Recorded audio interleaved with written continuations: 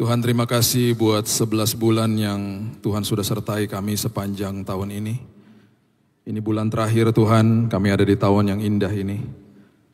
Tuhan, persiapkan kami untuk masuk ke dalam lembaran yang baru, tahun yang baru nanti Tuhan.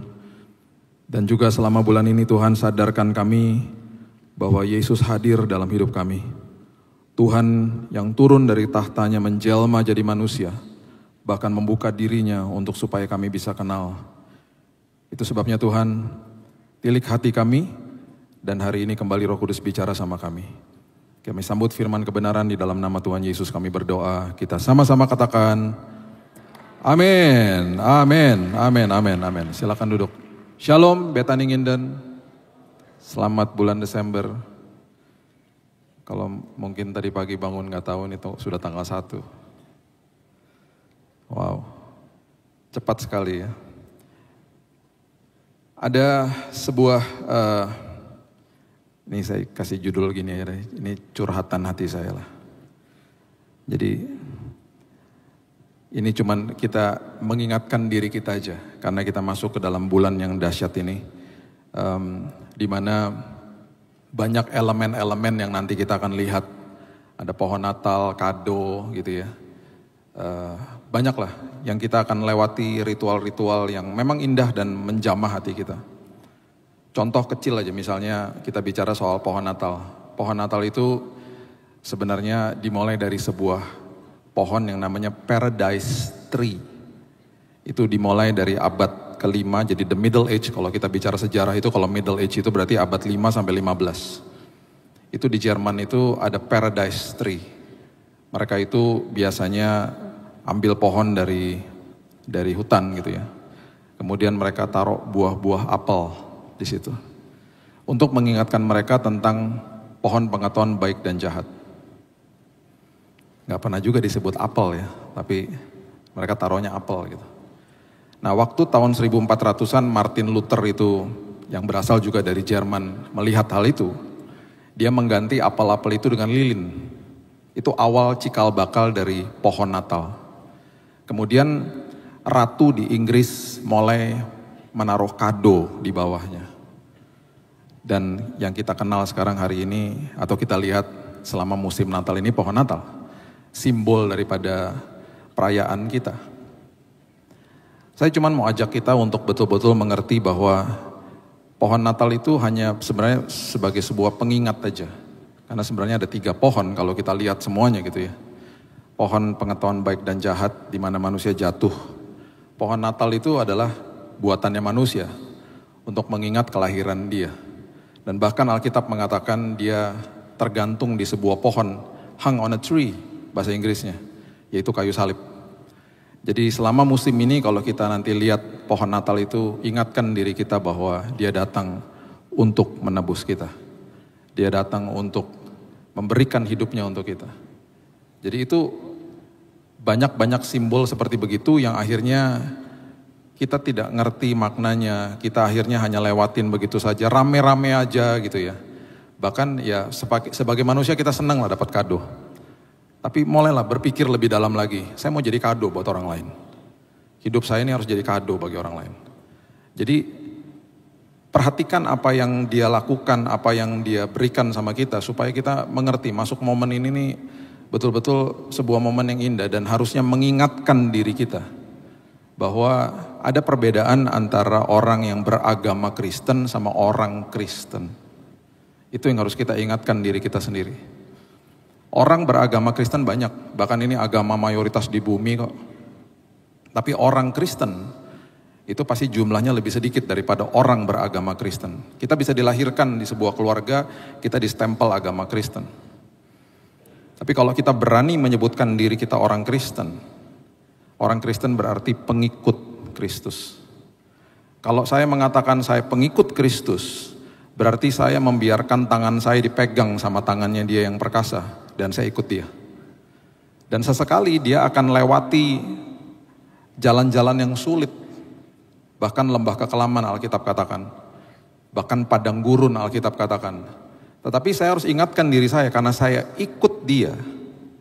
Saya sedang ikut dengan seorang pribadi yang maha tahu, maha hadir, maha kuasa. Saya tidak. Jadi kalau saya diajak sama dia dan saya menyatakan diri saya bahwa saya mau ikut dia, saya tidak akan pernah lepaskan tangan dia yang perkasa itu. Dan bahkan ketika lewatin hari-hari sulit, saya tahu dia di situ menuntun saya kok. Kan saya pengikut dia. Dan saya akan terus fokus pikiran hati saya kepada tangan dia yang luar biasa, yang sedang nuntun saya, walaupun lewatin hari-hari sulit. Ketika dasar itu aja kita ngerti, kita bangun pagi tersenyum, walaupun ada masalah. Kita menjadi orang Kristen sejati akhirnya. Kita nggak lagi ngejar-ngejar pemberian tangannya, kita mengejar hati Tuhan akhirnya. Beda akhirnya. Nah, pengertian ini pertama kali itu terjadi kalau kita lihat kita telusuri sampai pada awalnya. Kan semuanya dimulai dari ketika Yesus memilih murid-muridnya yang akan di-training sama dia, diinvestasikan prinsip kerajaan supaya nantinya mereka akan menggegerkan dunia. Dia sudah tahu lah, mereka akan meneruskan pekerjaan dia dan bahkan dia katakan, kamu akan lakukan pekerjaan lebih besar daripada saya selama saya di bumi. Karena kamu nanti akan tersebar kemana-mana. Mereka kan gak paham hal itu. Waktu Yesus ditangkap, kabur semuanya. Jadi ring satunya, orang-orang yang kenal sama mereka pasti berpikir gini, ya gagal ya rencana dia. Waktu dia ditangkap, murid-muridnya kabur. Satu menyangkal, satu menjual. Dan pasti mungkin banyak orang bilang, ya nggak ada tim cadangan ya sayang ya gitu. Bubar deh tuh semuanya. Tapi Yesus tenang aja, dia tahu ini belum dimeterai soalnya. Semua investasi prinsip kerajaan sorga, firman-Nya. Yesus itu adalah firman yang jadi manusia. Tuhan jadi manusia, firman itu menjelma jadi manusia. Dia bayangkan saat itu dia berjalan di muka bumi ini, dia menjadi firman terbuka, dia beritakan itu kepada murid-muridnya yang paling utama dapat tuh mereka kan. Dan dia tahu waktu ada kuasa kebangkitan itu menjadi meterai dalam hidup mereka. Dan ada kuasa ketika Roh Kudus diberikan dalam hidup mereka. Dan yang tadinya mereka itu saling mencibir satu sama yang lain. Saling beda-bedakan mana yang lebih hebat, lebih tinggi dan lain sebagainya. Waktu akhirnya mereka dapat kuasa Roh Kudus.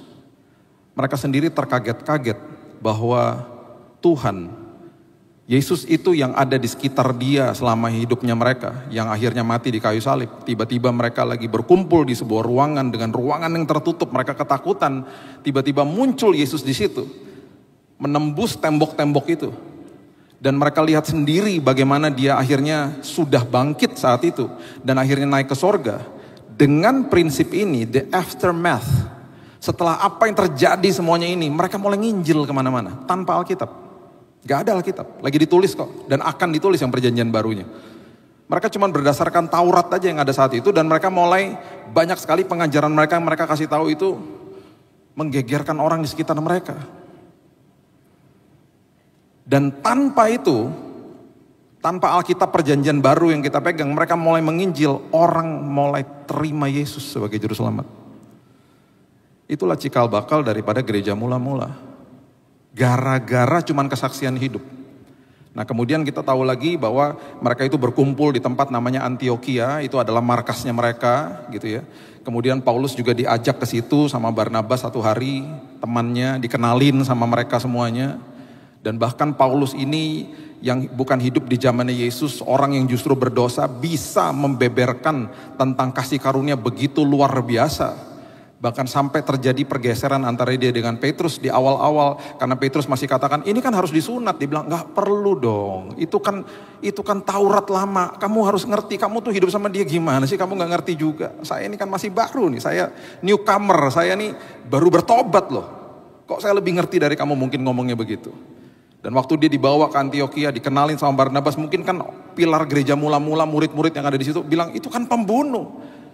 Barnabas bilang, udahlah, terima aja. Mereka bergabung jadi satu. Mereka menggegerkan dunia dengan Injil. Opa oma saya ini berasal dari India. Tahun 1930-an mereka pergi ke Pasuruan sini. Kerja di pabrik rokok. Dan mereka kemudian resign. Mereka dirikan gereja di Batu Malang sampai hari ini masih ada. Bapak Ibu kalau masuk Batu Malang, jalan di Ponorogo, lihat bagian kiri ada GPD Elohim. Itu gereja dirintis sama opa oma saya. Saya kalau lihat gereja sekarang sepupu saya yang jadi gembala di sana. Jadi turun temurun. Saya kalau lihat gereja itu kampung saya lah. Kalau saya nggak lahir di situ, tapi Kalau pulang kampung istilahnya tuh ya ke Batu Malang gitu. Mama saya semua lahir di sana. Keluarga India yang datang, opa oma saya ini datang ke Indonesia, udah orang Kristen. Dan saya nggak pernah lupa, saya nggak pernah ketemu sama mereka. Mereka pahlawan iman bagi saya. Mereka kalau kasih tahu cerita dari mama selalu bilang gini, ini semuanya gara-gara Thomas. Kuburnya Thomas itu masih ada di India. Salah satu murid Yesus yang merambah perjalanannya dan akhirnya masuk ke dalam India dan menginjil di sana, itu Thomas. Orang yang tadinya ragu-ragu, Saint Thomas, kuburnya masih ada. Jadi kalau saya lihat gereja itu saya bilang, wow, kalau ditelusuri murid Yesusnya itu, bisa ada gereja di Batu Malang sekarang. Luar biasa kan? Murid yang ragu-ragu loh. Gara-gara dia penginjilan, dia mana tahu satu hari ada gereja di situ. Dahsyat kan Tuhan? Tuhan luar biasa, mereka menggegerkan dunia dengan Injil. Dan tiba-tiba waktu itu terjadi semuanya, orang-orang di Antioquia ngelihat mereka dianggap aneh. Dianggapnya mereka adalah sekte Nazaret, the Nazarene sect. Karena pengikut Kristus, nah disitulah kata Kristen muncul. Itu sejarahnya begitu. Saya kalau bahas tentang jemaat mula-mula, passionate sekali, luar biasa soalnya kehidupan mereka. Saya nggak bisa beberkan semuanya. Waktu mereka dikasih tahu, Kristen loh, gitu. Pengikut Kristus itu kata ejekan Bapak Ibu. Itu kata ejekan, Kristen loh gitu, digituin. Dan mereka itu pasti bicara satu sama yang lain. Kita dibilang Kristen, kita dibilangnya pengikut Kristus. Kita dibilangnya sekte. Pasti mereka bilang gini satu sama yang lain, yuk kita kasih tunjuk sama mereka. Apa artinya kekristen? Bapak Ibu kalau baca di Kisah Rasul itu bagi saya kayak Lukas volume 2. Kan ditulis sama Lukas, sama Dr. Lukas. Dr. Lukas kalau tulis detail, satu-satunya penulis Injil yang bukan orang Yahudi. Kalau dia tulis, itu tulisnya detail sekali. Dan dia itu kalau dokter saat itu bukan seperti hari ini. Ya, orangnya saat itu dokter itu sebagai budak, makanya dia tulis kepada Theophilus. Theophilus tuh kalau kita baca kitab Lukas tuh dia pertanggungjawaban, itu majikannya dia. Majikannya dia yang mendanai penulisan buku Lukas. Makanya kalau kita baca itu dia tuh nulisnya benar-benar luar biasa dengan bahasa yang sangat detail. Kita bisa lihat di situ, Stefanus mati dirajam.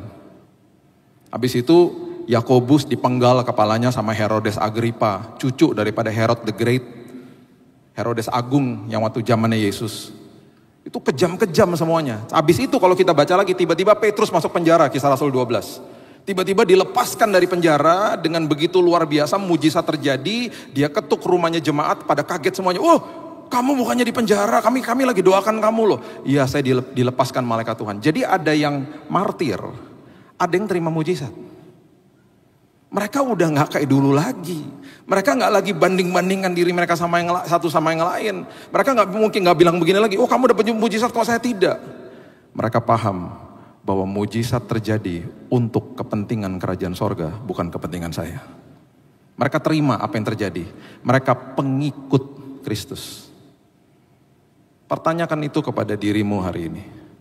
Karena banyak sekali dari janji-janji Tuhan kalau kita baca di firman Tuhan. Dan juga dengan pengajaran-pengajaran yang selalu mengiming-imingkan jemaat dengan pemberian-pemberian Tuhan. Betul, saya gak salahkan itu. Tuhan sanggup memberikan, Tuhan sanggup melakukan hal yang dahsyat. Betul. Tapi akhirnya kita kehilangan esensi yang namanya penyertaan Tuhan. Perhatikan ini baik-baik. Coba lihat ya, Yosua pasal yang pertama, ayat yang kedua sampai 6. Dari ayat ini aja, dari perikop ini aja, saya mau kita belajar ya. Kita lihat ya, coba lihat. Bagaimana kita nih sebagai manusia, kita terkesima dengan yang namanya pemberian. Kita terkesima dengan yang namanya enak-enak aja. Gak apa-apa, dan itu gak salah loh. Tapi perhatikan ada sesuatu yang lebih dalam lagi yang Yesus mau kasih tahu sama kita hari ini. Yosua 1 ayat 2. Hambaku Musa telah mati, sebab itu bersiaplah sekarang seberangi sungai Yordan. Engkau dan seluruh bangsa ini menuju negeri yang akan kuberikan kepada mereka, kepada orang Israel itu. Musa udah mati, tongkat kepemimpinan diberikan kepada Yosua yang akan masuk ke dalam tanah perjanjian. Sebelum masuk ke dalam tanah perjanjian, janji Tuhan diberikan sama dia detail. Ayat 3. Setiap tempat yang akan diinjak oleh telapak kakimu, kuberikan kepada kamu. Seperti yang telah kujanjikan kepada Musa. Sebelum masuk udah dikasih kemenangan dia. Nanti kalau kamu injak dengan telapak kakimu, kamu menang. Itu jadi daerahmu. Ayat berikutnya teritorinya dikasih dengan sangat detail sama Tuhan. Dari padang gunung Lebanon sebelah sana sampai ke sungai besar, sungai Efrat, seluruh tanah orang Het sampai ke laut besar sebelah matahari terbenam. Itu teritori kamu, detail. Dan ayat berikutnya ada janji lagi yang luar biasa dikatakan begini. Seorang pun tidak akan dapat bertahan menghadapi engkau. Bukan cuma sekali, seumur hidup. Mereka, jadi bangsa Israel ini dipimpin sama Yosua, sudah dikasih kemenangan sebelum masuk tanah perjanjian. Nah, ini yang Tuhan kasih tahu sama dia. Nah, ini yang sering kali kita miss. Kita kalau baca begini, kita bilang, wah hebat, wah janji Tuhan dahsyat buat hidup saya juga begitu kok. Bahkan hari ini sudah selesai di kayu salib, bahkan kita berdoa dari posisi yang sama, sudah menang juga. Makanya saya selalu katakan kalau sedang sakit dan lain sebagainya, ingat kesembuhan sudah diberikan di kayu salib. Jadi selalu bilang, Tuhan terima kasih ya Tuhan, kesembuhan sudah aku terima walaupun aku belum lihat. Karena kemenangan sudah diberikan ke dalam tangan kita gitu loh. Kita berdoa dari posisi yang sudah menang. Nah, waktu dia masuk ke dalam tanah perjanjian, Tuhan tahu kan dia akan lewatin sungai Yordan. Sungai Yordan itu nggak seperti Laut Merah, angkat tongkat kebelah. Enggak, sekarang apa? Celupkan kakimu ke sungai Yordan yang airnya sangat deras. Berarti ada perjalanan iman. Dia akan lewatin rintangan, dia akan ngiteri tembok Yeriko dan kelihatannya konyol karena cuma teriak-teriak tiup trompet aja. Makanya di hari terakhir Yosua bilang begini sama mereka, jangan banyak ngomong. Nanti kalau kamu bersungut-sungut, repot ini bangsa yang bersungut-sungut. Nanti kita disuruh ngiterin lagi berhari-hari. Udah, tenang aja. Mereka pasti anggap diri mereka bodoh banget, cuma ngiter-ngiterin aja. Itu dia harus lewatin banyak hal-hal itu loh. Itu sebabnya Tuhan bilang begini, dan seringkali bagian seperti begini ya, yang hebat, yang dahsyat ini, dan memang cuma sedikit dibahasnya, kita lewati. Coba lihat ini. Seperti aku menyertai Musa, demikianlah aku akan menyertai engkau. Aku tidak akan membiarkan engkau, dan aku tidak akan meninggalkan engkau. Bagi saya, yang paling hebat dari semua janji-janji Tuhan adalah sebenarnya prosesnya. Aku akan menyertai engkau, aku tidak akan membiarkan engkau, aku tidak akan meninggalkan engkau. Ini kalau dibaca, kita terkesima sama janjinya. Kita lupa, kalau saya lontarkan kata doa, pasti konotasi kita apa? Jawaban doa. Kita nunggu jawaban doa, kita nggak nikmati proses penantian jawaban doa. Padahal di dalam proses itu Tuhan bilang gini, aku sertai kamu nak. Aku tidak akan membiarkanmu nak, aku tidak akan meninggalkanmu nak. Dia ngomong gitu loh. Dan kita kehilangan momen itu karena kita mikirnya jawaban doa, dan akhirnya apa? Orang-orang banyak yang komplain sama Tuhan. Padahal Tuhan bilang gini, selama kamu menantikan itu, bertumbuh di dalam kasih karunia. Nikmati penyertaan aku. Nikmati jalan sama aku, kan kamu pengikut aku, kan kamu jalan sama aku. Aku pribadi yang maha tahu, maha hadir, maha kuasa, kamu tidak. Kok kamu ngatur-ngatur aku, kok kamu sok tahu sih, istilahnya gitu. Makanya Tuhan bilang begini di ayat berikutnya, kuatkan dan teguhkan hatimu, Yosua, kuatkan dan teguhkan hatimu. Be strong and courageous, ini diulang sampai 4 kali loh. Di Yosua 1. Karena Tuhan tahu. Terus dia bilang begini, kenapa kuatkan dan teguhkan? Sebab engkau akan memimpin bangsa ini. Yang memiliki negeri yang kujanjikan dengan bersumpah kepada nenek moyang mereka untuk diberikan kepada mereka. Dengan kata lain Tuhan bilang, aku udah janji, kamu pasti dapat. Kamu harus kuat dan teguh karena kamu akan pimpin bangsa ini. Hari ini kita nggak pimpin bangsa Bapak Ibu. Hari ini kita pimpin pribadi yang lebih sulit dari bangsa Israel. Siapa? Diri kita sendiri. Diri kita sendiri yang harus kita pimpin. Untuk ketika masuk ke dalam sebuah permasalahan hidup, proses kehidupan, nikmati perjalanannya. Makanya ya, kalau kita hanya sekedar, karena gini loh, agama itu kan dibentuk sama manusia, termasuk agama Kristen, agama Yahudi. Coba lihat, Yesus paling benci sama mereka. Karena urusannya apa? Aturan-aturan, ritual-ritual terus yang dilakukan sama mereka. Dan itu gak membebaskan manusia. Saya 26 tahun pelayanan, ribuan gereja saya udah masukin, ribuan tata ibadah berarti. Sekarang ada ribuan sinode denominasi. Jadi kan saya selalu ingetin jemaat kan, ya, hormati agama Kristen, hormati sinode, denominasi, tata ibadah, hormati, jangan dikultuskan, jangan kultuskan hamba Tuhan bahkan. Kejar Yesusnya. Jadi orang Kristen yang seperti itu, jangan agamawi. Sekarang ya, coba kita lihat, agama, semua dibentuk sama manusia. Untuk apa? Datang kepada Tuhan, mencari Tuhan dengan ritual-ritual mereka. Tanpa kita sadari loh, tanpa kita sadari. Itu menyusup ke dalam kepercayaan kita. Dan cara kita untuk datang kepada Tuhan. Kita gak sadar bahwa satu-satunya Tuhan, garis bawah itu, yang turun dari tahtanya, menjelma jadi manusia, menghampiri manusia, membuka dirinya, dan bilang begini, udah kamu diam aja. Bukan dengan usahamu, aku yang datang kepadamu kok. Aku buka diriku supaya kamu kenal siapa aku. Dan dia gak pernah bilang begini, follow me, ikut aku, tapi kamu harus agama Kristen. Enggak, ikut aku, titik. Itu hanya Yesus. Itu hanya Yesus. Dan kalau kita gak paham juga, kita akhirnya jadi orang-orang Kristen ikut Tuhan pakai formula. Makanya banyak orang, dan ini membuat saya sedih. Ini makanya saya bilang dari tadi kan, saya mau curhat. Ini yang membuat saya sedih. Kalau ada jemaat ngomong begini, Pak saya udah doa sekian lama, saya udah puasa sekian lama, kok Tuhan gak jawab? Sedih saya. Ikut Tuhan pakai formula, ikut Tuhan pakai tata cara. Harusnya kalau sudah dewasa akan ngomong gini, saya Pak di dalam pergumulan ini saya puasa dan saya doa Pak. Dan Bapak tahu gak Pak, saya nikmati Tuhan, penyertaan Tuhan. Dan saya banyak berubah loh Pak. Udah dapat jawabannya? Belum Pak. Tapi justru ketika saya puasa dan berdoa, saya diubahkan Tuhan. Itu baru luar biasa.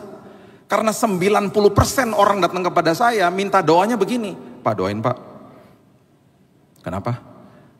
Bisnis lagi seret Pak. Pak doain Pak, barang lagi ketahan di bea cukai itu Pak.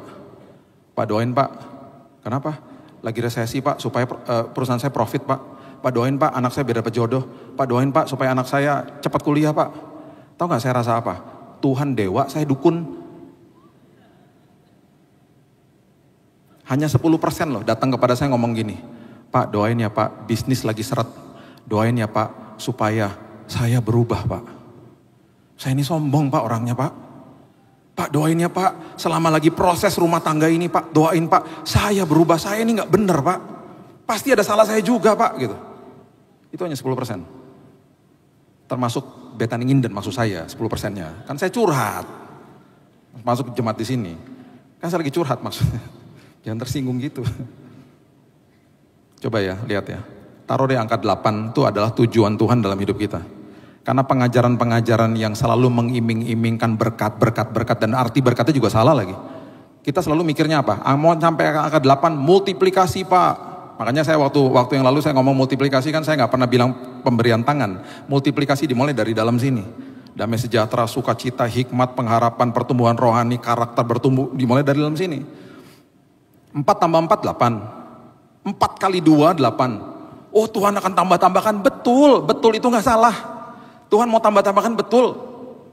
4 tambah 4, 6 tambah 2, 4 kali 2, 8. 2 kali 4, 8. Pernah gak mikir 10 kurang 2 juga 8. 20 kurang 12 juga 8. Tiba-tiba kita kehilangan sesuatu, tiba-tiba kehilangan seolah-olah ya. Kita kayaknya mundur, Tuhan gak pernah ajak kita mundur. Seolah-olah seperti begitu. Tapi semuanya dibiarkan terjadi supaya kita sampai ke tujuan itu. Ada yang disingkirin sama Tuhan karena ini nggak penting nak. Kamu jangan ikut-ikutan sama beginian. Kamu ini bukan prioritasmu nak gitu. Dikurang-kurangin sama Tuhan supaya sampai ke angka itu. Nah, coba lihat. Itu contoh sederhana. Makanya akhirnya ya orang-orang ketika masuk ke dalam pengenalan sama Tuhan, akhirnya ini juga please jangan pernah ngomong begini. Kamu pelayanan dong, biar kamu diberkati. Ngawur itu. Kalau ada yang pernah ngomong gitu sama Bapak Ibu bilang, kamu bertobat. Tuh dengerin Bapak Billy itu. Bertobat kamu. Dan jangan mau dibohongin. Itu eksploitasi namanya. Kita hari ini pelayanan, melayani Tuhan. Karena saya terlebih dahulu sudah diberkati sama Tuhan. Bukan untuk diberkati. Berkatnya apa? Terlebih dahulu Tuhan sudah datang memberikan keselamatan bagi saya. Memberikan kasihnya bagi saya. Itu sebabnya saya mau melayani dia. Bukan melayani untuk dapat berkat, bukan. Makanya banyak orang stres, burn out. Kemarin ada teman saya tanya gini, Pak selama 26 tahun pernah jenuh gak melayani Tuhan? Gak pernah. Gak pernah? Ya capek pernah, Tapi jenuh, yang namanya jenuh nggak pernah. Karena terlalu baik yang saya terima dari Tuhan. Makanya Yesus bilang begini sama Marta, kalau bisa diartikan dalam bahasa sehari-hari, kamu ngapain sih ribet banget? Belajar terima seperti Maria. Nanti satu hari kita belajar tentang arti menerima. Ini saya kasih previewnya nih. Baca Yohanes 13. Satu-satunya murid yang menulis dirinya seolah-olah narsis loh. Murid yang dikasihinya. Yohanes. Kalau dia tulis kitabnya, dia bilang murid yang dikasih itu berarti dirinya sendiri loh. Kalau kita baca seolah-olah kayak narsis, enggak. Dia lagi fokus sama kasihnya Tuhan kepada dia. Beda sama Petrus. Dia fokus sama kasihnya kepada Tuhan, jatuh akhirnya. Satu-satunya murid yang merasa dan mengalami kasih Tuhan sebelum Yesus naik ke kayu salib, itu Yohanes. Bahasa Inggrisnya John. Nama saya juga John. Saya pas baca, bagus deh. Saya dikasih nama John sama orang tua saya, nama panjang saya. Yohanes 13, dia bersender di dadanya Yesus. Satu-satunya murid yang tahu siapa yang akan menjual Yesus, itu hanya Yohanes. Petrus tanya gini, nitip-nitip, tanyain dong siapa? Yohanes bersandar di dada Yesus. Dikasih tahu sama Yesus, siapa yang nanti akan menjual dia. Satu-satunya murid yang tahu. Makanya satu-satunya murid yang berdiri di depan kayu salib, memberanikan dirinya berdiri di depan kayu salib. Lu mau tangkap gua lah, lu mau hukum terserah. Yohanes. Makanya penulisan kitabnya berbeda kan dengan Matius, Markus, dan Lukas.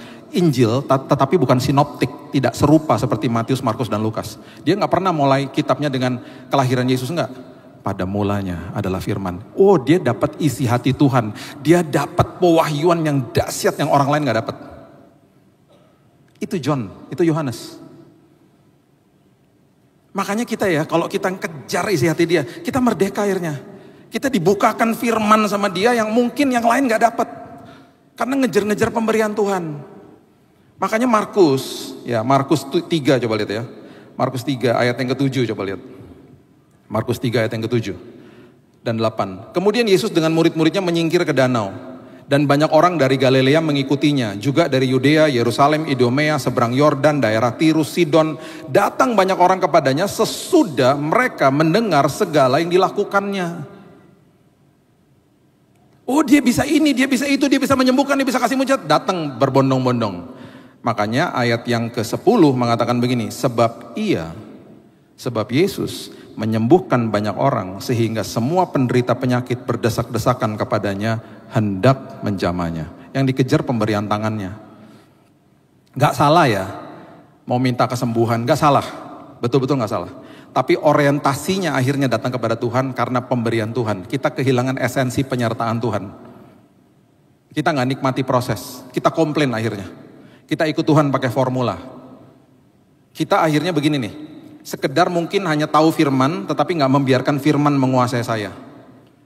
Kita akhirnya menjadi orang yang beragama Kristen, banding-bandingkan hidup dengan orang lain, bukan bandingkan diri dengan firman. Bukan, akhirnya gini, menjadi orang Kristen yang sekedar hanya baca Alkitab karena diharuskan, bukan membiarkan Alkitab baca saya. Beda. Dimensinya beda udah. Dan jadinya seperti begini. Makanya mereka waktu saat itu, mereka tuh seneng dengan pengajarannya dia, ya oke lah. Karena pengajarannya dia tuh out of the box gitu ya. Tidak seperti Taurat yang lain, seperti pemimpin agama. Ujung-ujungnya ngejar-ngejar kesembuhan. Dan mereka berpikir apa? Mesias yang datang untuk mereka adalah Mesias yang akan membebaskan mereka dari penjajahan Romawi. Makanya waktu dia masuk Yerusalem, di atas keledai, semua teriak apa? Hosana, Hosana. Artinya apa? Save us, selamatkan kami. Bukan dari belenggu dosa. Bukan, mereka gak paham. Mereka gak paham soal itu. Mereka mikir Yesus datang mau membebaskan mereka jadi raja letterlek, raja Yahudi. Membebaskan mereka dari penjajahan Romawi. Waktu akhirnya mereka tahu bahwa dia datang bukan untuk itu. Oh gak lama setelah itu mereka teriak lagi. Salibkan dia. Tapi hari ini kan kami gak ngomong salibkan dia. Sama aja. Keinginan kita gak dijawab sama dia. Keinginan kita loh ya. Dan kita ngatur-ngatur Tuhan. Dan kita merasa baunya kok lama banget sih dan lain sebagainya. Kita ngomong apa? Aku kecewa sama Tuhan. Sama aja. Sama aja. Yang tadinya cuma bertanya, Karena nggak nikmati penyertaan Tuhan, mempertanyakan Tuhan akhirnya. Tuhan ada nggak sih? Tuhan sanggup nggak sih? Pengikut Kristus itu berarti dia fokus sama tangan Tuhan yang memegang tangannya dan tidak pernah sedetik pun dia lepaskan tangan kita. Gak pernah loh. Dan betul kita lewatin hal-hal yang gak enak, tetapi kan dia pegangin tangan kita. Justru momen-momen yang gak enak begitu justru akan memperkenalkan hidupnya dia kepada kita dengan lebih lagi. Makanya ketika saya sembuh dari sakit saya, orang ketika ngomong gini, wah Pak, Bapak dapat mujizat kesembuhan. Bukan. Mujizat yang saya terima waktu saya divonis mati sama dokter kena kanker 2019 dan saya disembuhkan dalam hitungan 1 bulan. Saya bilang, mujizat yang saya terima adalah saya, istri saya, dan kedua anak saya diubahkan Tuhan. Itu mujizat. Kesembuhannya bonus. Karena Tuhan kalau sembuhin tinggal balikin tangan sembuh. Perubahan karakter memerlukan respon daripada kita. Makanya di dalam setiap apapun pergumulan hidup, pastikan saya berubah. Saya menjadi orang yang lebih tahan uji. Saya mengalami penyertaan Tuhan, bukan kejar-kejar pemberian-pemberiannya. Makanya Lukas 17 bilang begini. Coba lihat, Lukas 17 ayat 11. Lukas 17 ayat 11. Dalam perjalanan ke Yerusalem, Yesus menyusur perbatasan Samaria dan Galilea. Ketika ia memasuki suatu desa, datanglah 10 orang kusta menemui dia. Mereka tinggal berdiri agak jauh, berteriak, Yesus Guru, kasihani kami. Lalu ia memandang mereka dan berkata, pergi perlihatkan dirimu kepada imam-imam. Sementara mereka di tengah jalan, mereka menjadi tahir, sembuh. Seorang dari mereka ketika melihat bahwa ia telah sembuh, kembali sambil memuliakan Allah dengan suara nyaring, dia berteriak. Lalu tersungkur di depan kaki Yesus dan mengucap syukur kepadanya. Dan Lukas menulis, orang ini adalah orang Samaria. Orang yang dibenci sama orang Yahudi. Menganut pemahaman namanya Samaritanisme, karena mereka perkawinan silang. Dibenci. Dan bahkan mereka tuh selalu dikatakan orang asing. Yesus bilang begini ayat 17. Bukankah ke-10 orang tadi semuanya telah menjadi tahir? Di manakah yang 9 itu? Yang 9 kabur dengan pemberiannya. Yeay, sembuh, kabur. Yesus tanya, yang 9 mana? Karena rupanya ada tambahan lagi yang dia udah siapkan buat mereka. Yang 1 terkesima sama sang pemberi, bukan sama pemberiannya. Yang 1 terkesima sama Yesusnya. Dan dikatakan, tidak adakah di antara mereka yang kembali untuk memuliakan Allah selain daripada orang asing. Orang asing loh itu. Samaria itu orang asing. Sama seperti anak-anak kita kalau dapat kado, dulu anak-anak saya kalau dapat kado, kabur sama kadonya. Kita sebagai orang tua ngajarin mereka untuk bilang terima kasih toh. Terus kita bilang apa? Bilang apa? Mereka waktu bilang terima kasih, anak-anak saya juga saya nggak dilihat waktu mereka masih kecil. Thank you mami, thank you daddy. Mereka terkesima sama kadonya. Mereka lihat kadonya sambil bilang terima kasih karena diharuskan. Kita maklum-maklum aja karena mereka masih kecil. Kita harus ngajarin terus kan. Saya dulu waktu pulang dari luar kota, anak-anak masih kecil-kecil. Dipelukin di rumah, seneng dengernya. Daddy I miss you, seneng banget. Ujungnya gak enak, oleh-olehnya mana? Dikejar pemberian tangannya. Sampai-sampai satu hari tiba-tiba di usia 9 tahun anak saya yang kedua, Keaton, saya belikan dia Lego karena dia suka Lego, ulang tahun. Keluar dari toko Lego, dia bilang begini, Dad, tadi Daddy tuh gak bayar ya? Lah ya bayar lah, kalau gak kita nyolong namanya. Lah aku gak lihat ada cash, uang cash, itu kartu apaan? Oh itu kredit card namanya. Ya berarti gak bayar dong? Ya bayar lah. Uangnya gak kelihatan. Nanti habis ini ada tagihannya datang, nangis. Terus dia bingung ngeliatin gitu. Terus dia bilang gini, Daddy aku punya solusi kalau Daddy gak punya uang. Kenapa? Beberapa minggu lalu aku diajak sama Oma pergi ke sebuah mesin, Oma pencet-pencet mesinnya keluar uang. Daddy ke situ aja. Aku sering lihat loh orang-orang di mall-mall ya, pencet-pencet mesin itu uang keluar semua. Ke situ aja. Pencet-pencet uang keluar semua. Saya bilang gak semudah itu nak, kalau kamu ke situ, kamu masukin kartu, terus kamu pencet-pencet, kalau saldonya 0, ketelen tuh kartunya.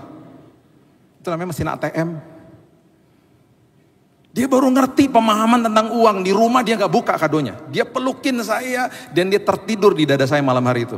Dan sebelum tertidur dia bisikin saya, dia ngomong lagi, Daddy, thank you ya Dad. Besok paginya baru dia buka. Itu kado. Dia lupa mungkin sama kadonya malam hari itu. Istri saya bilang gini, wah udah dewasa ya.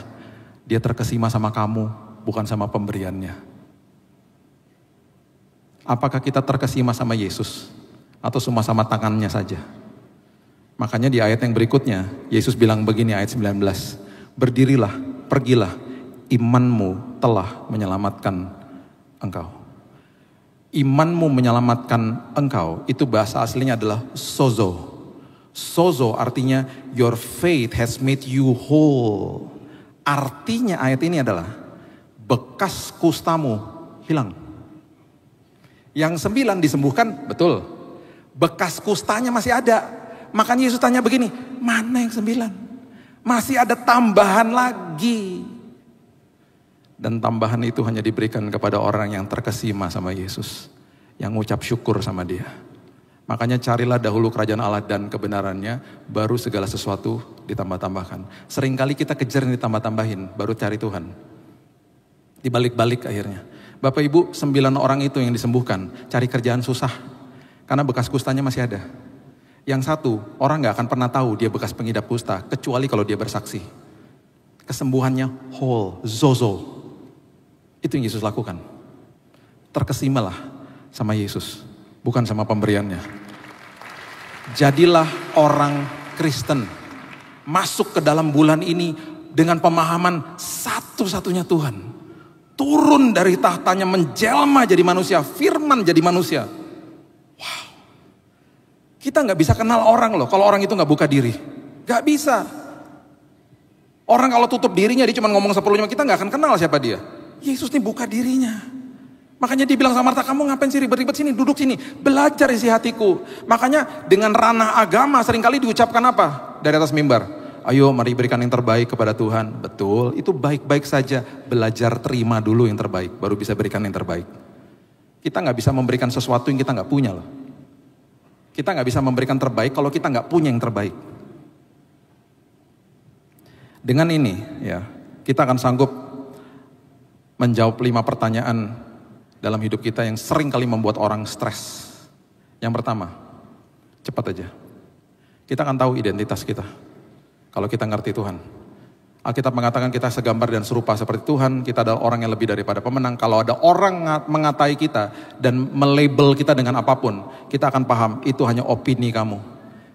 Identitasku apa yang tertulis di dalam buku manual. Alkitab adalah the manual book. Makanya kalau buka box HP, di atasnya pasti ada buku manual. Seringkali kita buku manualnya kita pegang, kita lempar, kita ambil HP-nya. Saya juga gitu kok. Kita nggak baca, kita lihat-lihat fiturnya, kita tanya sama teman kita. Bahkan saya pernah punya HP 1 tahun setelah itu baru saya tahu, loh bisa begini tuh HP-nya. Ya itu ada di buku manual. Buku manualnya ngasih tahu bisa apa aja. Buku manual juga kasih tahu jangan dibawa ke sini, jangan dimasukin air misalnya. Alkitab juga bilang begitu, jangan lakukan ini kepada hidupmu, bahaya nak, dan lain sebagainya. Dan di ujung daripada buku manual selalu dikatakan apa? Kalau terjadi apa-apa, bawa ke dealer resmi supaya ada jaminan. Kalau terjadi apa-apa, bawa ke dealer resmi. Salah satunya apa? FA, ibadah di sini. Jangan minta jawaban di tempat lain. Sama orang lain misalnya. Ngawur nanti jadinya. Jaminannya ada gitu loh. Yang kedua, kita akan paham. Kenapa saya ini berasal dari mana gitu loh. Tuhan Yesus bilang, kamu tuh berasal dari kerajaan sorga. Kita paham, oh saya adalah ambasador, duta besar kerajaan sorga. Berarti kalau duta besar Amerika ada di Indonesia, yang bayar gajinya kan negara Amerika yang mengirim dia. Kerajaan sorga mengirim saya ke muka bumi, berarti semua kebutuhan saya ditanggung sama kerajaan sorga. Beres. Matius 6 ayat 31, Yesus mengatakan jangan khawatir ya nak. Dan jangan berkata juga ya, apakah yang akan kamu makan, minum dan pakai. Jangan cuma khawatir aja, gak boleh berkata juga. Berkata itu berarti apa? Ngeluh. Aduh gimana ya. Ngucap syukur dalam segala hal. Kamu adalah ambasador, duta besar kerajaan sorga. Ngerti akhirnya. Yang ketiga, kenapa saya hidup ya? Kenapa saya ada? Berarti tadi pagi waktu kita bangun pagi, kita berarti harusnya ngerti bahwa ketika saya masih diberikan nafas kehidupan, dunia ini masih butuh saya. Ada orang di sekitar saya masih butuh saya. Saya hidup untuk mereka kok. Hidup untuk mengkolonisasi bumi, menularkan budaya kerajaan sorga. Yang keempat, kita akan paham zona kekuatan kita masing-masing. Sama seperti Nehemia ada di kerajaan Persia, Raja Artasasta, juru minum. Tiba-tiba satu hari dia bilang gini, itu ekspatriat loh, gajinya kan besar. Orang kepercayaan F&B, juru minum, orang terdekat raja. Satu hari bilang gini, "Raja, aku resign." Mau ngapain? Mau pulang kampung. Ngapain? Bangun tembok Yerusalem yang sudah lama terbengkalai. Bayangin dari F&B jadi teknik sipil. Rupanya itu zona kekuatan dia, itu panggilannya dia. Dia bangun tembok Yerusalem, gak sampai 3 bulan. Dan dia jadi bupati di situ. Semua kita dipanggil sama Tuhan dengan kehebatan masing-masing. Anak saya 2 tahun lalu datang ke saya, Keaton, anak saya kedua. Tahun depan dia kuliah. Dia bilang gini, "Dedi, aku udah tahu nanti aku mau ambil apa." "Apa, Dek?" "Sport science." "Apaan tuh, Dek?"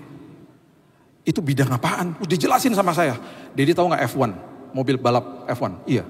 "Itu ada yang namanya trainer di dalam situ. Itu disebutnya sport scientist." "Ngapain tau gak? Dia tuh ngajarin pembalapnya itu masuk ke dalam gym. Gak boleh gede-gede badannya. Dia harus latihan otot yang paling kuat adalah otot leher," katanya gitu. Karena itu nyentak, Dad, itu 300 km per jam kan dia nyentak, itu kan mobil balap, itu lehernya harus kuat.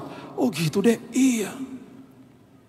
Nanti ada sport scientist di tim basket, beda lagi latihannya. Di tim bola, beda lagi. Nanti kalau mereka injured, mereka cedera umur 20 sama 30 tuh beda lagi penanganannya. Terus kita diajarin psychology untuk ngomong sama mereka gimana caranya. "Oh gitu, iya." Saya baru ingat, 20 tahun lalu kayaknya. Saya pernah ke Jepang. 20 atau 15 lupa lah. Saya punya teman kerja di pabriknya Toyota. Dia bilang gini, "Kamu besok pagi sebelum showroom buka, datang ke sini. Ada F1 yang kita punya, yang kita pakai tahun lalu, itu ada di belakang. Mau nggak nyobain masuk ke kokpitnya, aku fotoin." "Oh, maulah."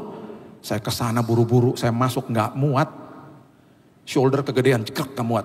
Saya baru ingat, iya pantesan Dek, iya Dad nggak muat badannya kayak Dedi. Kegedean shouldernya, itu mereka slim badannya, itu otot lehernya kuat-kuat Dad. Berapa bulan lalu, baru ngerti saya akhirnya, berapa bulan lalu ada pelayanan ke Sydney, Australia. Tiba-tiba di sana dibilang begini, "Pak, the best university buat sport science itu ada di Australia, Pak." "Oh gitu?" "Iya." "Bapak lihat deh kemarin, juara 4 Olimpiade itu Australia." Bapak pasti nggak perhatiin kan? "Iya ya, saya nggak tahu loh. Saya taunya juara 1 sama juara 2. Siapa? Juara 1 Amerika, 300-an juta penduduknya. Nomor 2 Cina, miliar penduduknya. Juara 3 Jepang, 100-an juta. Australia juara 4 Pak, penduduknya hanya 26 juta. Kalah sama Jabodetabek. Jabodetabek 30 juta, Jawa Barat 30 juta. Ini cuma 26 juta Pak, juara 4. Karena mereka menguasai sport science. Saya jadi terbuka, saya jadi ngerti, oh gini toh. Rupanya itu zona kekuatan yang Tuhan panggil, semua kita juga begitu. Dan akhirnya kita juga paham, kemana saya pergi setelah ini. Kita semua dipanggil pulang sama Tuhan. Masalahnya kita gak pernah lihat rumah yang kita akan pergi toh. Jadi kalau dipanggil pulang orang berduka. Harusnya kalau dipanggil pulang. Sekarang contohnya, misalnya ada temen, dia lagi kemana? Lagi ke Bali. Kita pasti ngomong gini, "Aduh asik banget."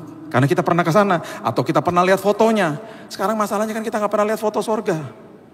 Jadi kalau orang dipanggil pulang, kita gini, "Aduh sedih ya." Harusnya gimana kalau dipanggil pulang? Tadi malam sih itu dipanggil pulang. Ya ampun, asik banget. Gimana caranya? Dia gubrak di kamar mandi. Ya ampun asik banget. Itu berarti kan rohnya dipisahkan dari tubuhnya ya. Ya asik banget ya. Aku kapan ya? Mana ada yang ngomong gitu? Aku kapan ya? Ayo. Iya toh. Harusnya kita datang ke rumah duka. Kita lihat teman kita di peti mati. Ya ampun bro, aku kapan ya? Asik banget sih kamu udah pergi duluan. Gak ada yang ngomong gitu. Cinta Tuhan cinta. Ayo mau pergi duluan. Gak mau Pak, enak aja. Lah gimana? Pulang loh ke rumah Bapak. Kita paham akhirnya, oh iya ya, makanya Tesalonika bilang apa? Jangan berduka seperti orang tidak memiliki pengharapan. Semua akan ketemu lagi nantinya. Dan pada akhirnya, saya tutup dengan ini. Daniel 3 ayat 17 dan 18. Daniel 3 ayat 17 dan 18 mengatakan begini. Hanaya, Misael dan Azaria, Sadrak, Mesak dan Abednego. Mereka mengatakan begini, jika Allah kami yang kami puja sanggup melepaskan kami, maka ia akan melepaskan kami dari perapian yang menyala-nyala itu dan dari dalam tanganmu ya Raja. Kita semua udah tahu kisah ini. Mereka akan dimasukin ke dalam tungku api, dibakar hidup-hidup kalau tidak menyembah dewa yang didirikan sama Raja Nebukadnezar. Dan pernyataan yang pertama adalah, saya tahu Tuhan saya sanggup. Saya tahu Tuhan saya bisa dan sanggup. Dia Maha Kuasa. Perhatikan kalimat berikutnya. Ini adalah pernyataan yang harusnya kita belajar. Dikatakan begini, tetapi seandainya tidak. Merinding saya kalau baca ini. Kalau komitmenmu terganggu, baca ayat ini. Tetapi seandainya tidak terjadi sesuai dengan keinginan saya, kami bertiga akan mati martir di situ, terbakar hidup-hidup. Hendaklah Tuanku mengetahui ya Raja, kami tidak akan memuja dewa Tuanku. Kami tidak akan menyembah patung emas yang Tuanku dirikan itu. Dengan kata lain mereka bilang begini, komitmen dan ketaatan saya kepada Tuhan itu tanpa kondisi. Karena saya adalah pengikut Tuhan. Tanpa kondisi. Teman saya baru beresin ruang gereja di hari Sabtu dengan istri dan anaknya. Ruang gereja yang sangat sederhana. Mereka keluarga yang sangat sederhana, keluarga muda, anaknya masih kecil. Selesai membereskan ruang gereja, pulang ke rumahnya, buka pintu rumahnya, singkat cerita, rumahnya meledak karena gasnya bocor. Istrinya meninggal. Suaminya dan anaknya luka bakar. Waktu satu hari dia ketemu sama saya. Yang keluar dari mulutnya adalah, Kak, Tuhan Yesus selalu baik dan setia. Bagi saya, orang itu adalah pengikut Kristus. Tidak memberikan standar atau kondisi kepada Tuhan. Hidup ini sementara Bapak Ibu. Kesulitan hidup akan selalu ada. Pertanyakan itu kepada dirimu. Apakah saya orang Kristen? Dan saya ngerti kekristenan? Atau saya hanya sekedar agama Kristen aja? Kejar isi hati Tuhan. Di bulan yang indah ini, Yesus turun, menjelma jadi manusia. Dan dia membuka dirinya untuk kita kenal siapa dia. Kenali dia.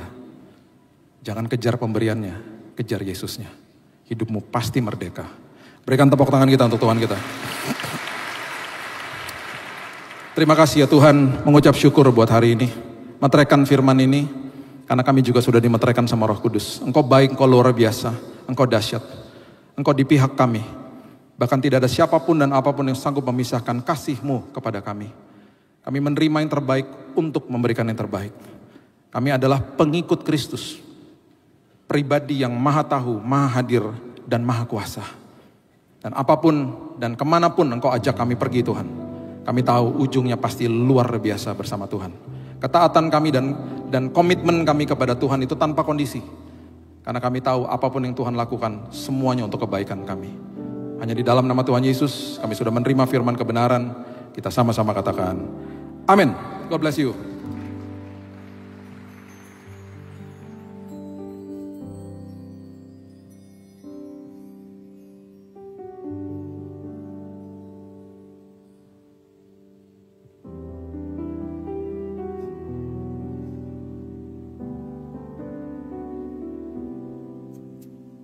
Saya undang rekan-rekan yang melayani perjamuan suci.